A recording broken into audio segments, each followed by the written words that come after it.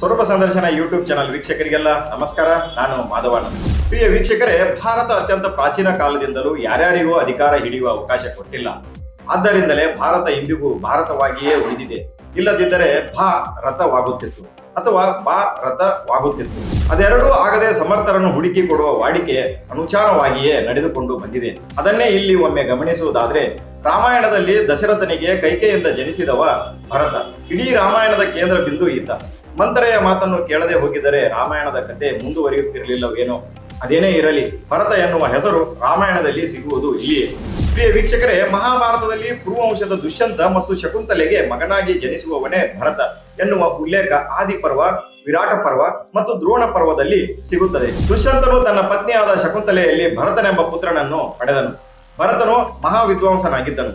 ಪುರುವಿನ ವಂಶವು ಮುಂದೆ ಶಾಕುಂತಲನ ಶಕ್ತಿ ಪರಾಕ್ರಮಗಳಿಂದಾಗಿ ಭರತ ವಂಶವೆಂಬ ಹೆಸರನ್ನು ಗಳಿಸಿ ಬಹಳ ಪ್ರಖ್ಯಾತವಾಗುತ್ತದೆ. ಈ ಭರತನು ತನ್ನ 3 ಹೆಂಡಿರಲ್ಲಿ 9 ಮಂದಿ ಮಕ್ಕಳನ್ನು ಪಡೆಯುತ್ತಾನೆ. ಅವರಾರೂ ತನ್ನ ನಂತರ ಪಟ್ಟಕ್ಕೆ ಬರಲು ಸಮರ್ಥರಲ್ಲ ಎಂದು ಭಾವಿಸಿ ಭರತನು ಆ 9 ಮಂದಿ ಮಕ್ಕಳನ್ನು ತಿರಸ್ಕರಿಸುತ್ತಾನೆ. ಇದರಿಂದ ಕುಪಿತರಾದ ಭರತನ ಹೆಂಡತಿಯರು ತಮ್ಮ ಮಕ್ಕಳನ್ನೇ ಕೊಲ್ಲುತ್ತಾರೆ. ಅದರಿಂದಾಗಿ ಭರತನು ಸಂತಾನಹೀನನಾಗುತ್ತಾನೆ. ಆಮೇಲೆ ಪುತ್ರ ಪ್ರಾಪ್ತಿಗಾಗಿ ಯಜ್ಞ ಯಾಗಾದಿಗಳನ್ನು ಮಾಡಿ ಭರದ್ವಾಜರ ಅನುಗ್ರಹದಿಂದ ಭೂಮ್ಯನ್ಯವೆಂಬ ಪುತ್ರನನ್ನು ಪಡೆಯುತ್ತಾನೆ. ಸತ್ಪುತ್ರವಂತನಾದನೆಂದು ಸಂತುಷ್ಟನಾದ ಭರತನು ಭೂಮ್ಯನ್ಯವನ್ನು ಯುವರಾಜನನ್ನಾಗಿ ಮಾಡುತ್ತಾನೆ. ಇದೇ ಭರತನೇ ಭಾರತ ಎನ್ನುವ ಹೆಸರಿಗೂ ಮೂಲವಾಗುತ್ತಾನೆ ಎನ್ನುವ ಮಾತು ಇದೆ. ಪ್ರಿಯ ವೀಕ್ಷಕರೇ, ಹಾಗೆಯೇ ಹಿಂದೆ ಇತಿಹಾಸದಲ್ಲಿ ಋಷಭದೇವ ಎನ್ನುವವನು ಬಂದಿದ್ದ. ಆತನಿಗೆ ಜಯಂತಿ ಎನ್ನುವ ಮಡದಿ ಇದ್ದಳು. ಸಚ್ಚಾರಿತ್ರವಂತರು, ಅಪ್ರತಿಮ ದೇಶಭಕ್ತರು, ಪ್ರಜಾಪಾಲಕರಾಗಿದ್ದ ಅವರಿಗೆ ಜನಿಸಿದ ಮಗನೇ ಭರತ. ಈತ ಪಾಲಿಸಿದ ಭೂಭಾಗವನ್ನು ಭರತಖಂಡ ಎಂದು ಕರೆಯಲಾಯಿತು ಎನ್ನುವುದು ಭಾಗವತ ಮತ್ತು ವಿಷ್ಣು ಪುರಾಣದಲ್ಲಿನ ಉಲ್ಲೇಖ.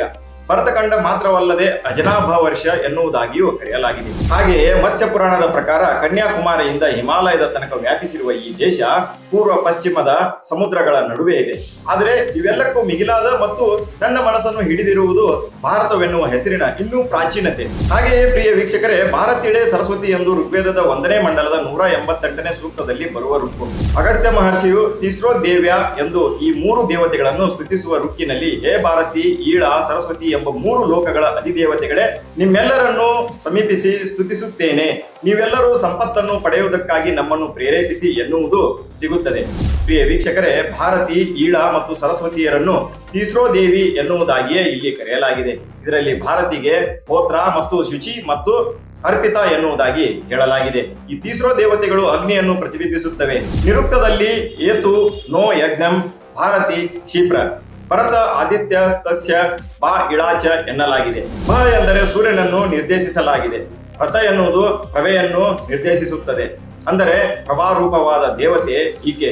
ಈ ತಿಸ್ರೋ ದೇವತೆಗಳಲ್ಲಿ ಈಳಾ ಪಾರ್ಥಿವಾಗ್ನಿಯನ್ನು ಅಲಂಕರಿಸಿ ಆಕ್ರಮಿಸಿಕೊಂಡಳು. ಸರಸ್ವತಿಯು ಮದ್ಯವನ್ನು ಆಕ್ರಮಿಸಿದಳು. ಭಾರತಿಯು ದೇವಲೋಕವನ್ನು ಪಡೆದುಕೊಂಡಳು ಎಂದು ಬೃಹದ್ದೇಶಿಯಲ್ಲಿ ಹೇಳಲಾಗಿದೆ.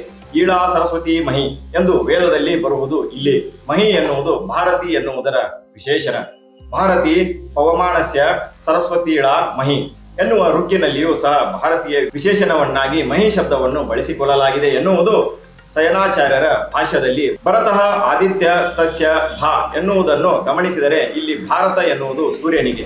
ಜಗತ್ತಿನ ಪ್ರತಿಯೊಂದು ಪ್ರಾಣಿ ಪಕ್ಷಿಗಳೆಲ್ಲವನ್ನು ಚೇತನಾ ಸ್ವರೂಪರಂತೆ ಮಾಡುವವನೇ ಭರತ, ಅವನೇ ಸೂರ್ಯ.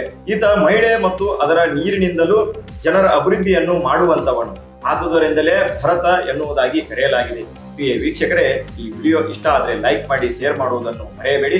ಹಾಗೆಯೇ ಸ್ವರೂಪ ಸಂದರ್ಶನ ಯೂಟ್ಯೂಬ್ ಚಾನಲ್ ಸಬ್ಸ್ಕ್ರೈಬ್ ಮಾಡಿ ನಮ್ಮ ಬೆಂಬಲಕ್ಕೆ ನಿಲ್ಲಿ ಎಂದು ಕೇಳುತ್ತಾ ಎಲ್ಲರಿಗೂ ಮತ್ತೊಮ್ಮೆ ನಮಸ್ಕಾರಗಳು.